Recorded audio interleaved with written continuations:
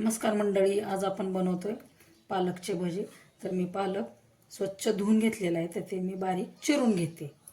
आपला पालक चिरून झालेला आहे, तर त्याच्यासाठी आपण वाटण तयार करतो. 5 ते 6 हिरवी मिरची, कोथिंबीर घेतलेली आहे, चवीनुसार मीठ आणि त्याच्यामध्ये थोडंसं पाणी ॲड करून मी हे वाटण तयार करून घेते. आपलं वाटण तयार झालेलं आहे, तर आपण पालकच्या भजीसाठी पीठ मळून घेऊया. बारीक चिरलेला पालक, त्याच्यामध्ये आपल्या आवडीनुसार तुम्ही याच्यामध्ये कांदा ॲड करू शकता.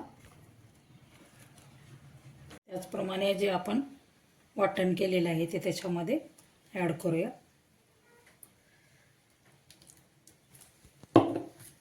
त्यानुसार चवीनुसार मीठ, सोडा आणि ओवा हे पण त्याच्यामध्ये आपण ॲड करूया. आणि याच्यात मावेल असं आपण बेसन टाकूया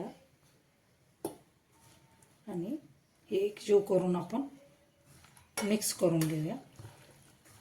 पालक पहिलाच ओला असल्यामुळे ह्याला पाणी जास्त लागत नाही आहे.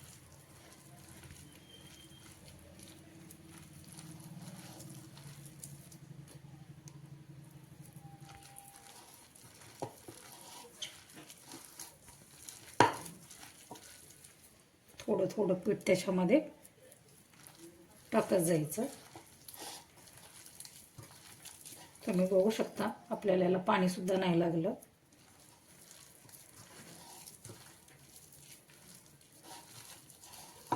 आणि पीठ मळून झाल्यानंतर 10 मिनिटासाठी आपण हे झाकून ठेवायचं. अशा प्रकारे मी पीठ मळून घेते. चांगलं भिजवून झालेलं आहे, तर 10 मिनिटासाठी याला मी झाकून ठेवते आणि नंतर हे जे आपण भजे तयार करूया. पीठ आपलं भिजलेलं आहे चांगलं, तर आपण भजी बनवून घेऊया. तेल गरम झालेलं आहे, तर आपण भजी तळून घेऊया.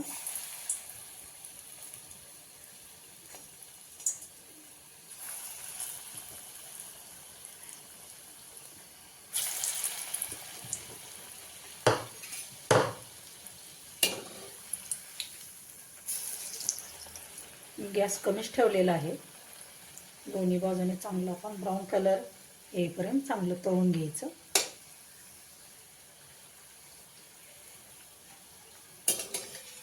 ते खायला सुद्धा चांगलं आणि पौष्टिक सुद्धा आहे.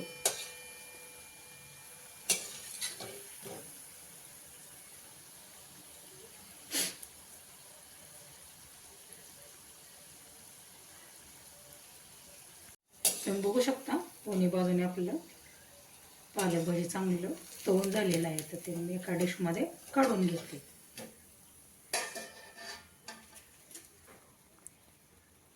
तुम्ही बघू शकता आपला दुसरा दाणा सुद्धा तळून तयार होतोय. प्रवासासाठी सुद्धा हे भजी तुम्ही बाहेर गावी घेऊन जाऊ शकता.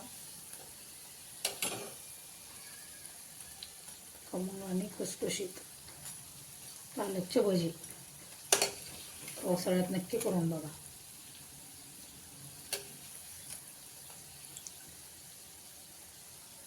तुम्ही बघू शकताय आपले सर्व भजे तयार झालेले आहे.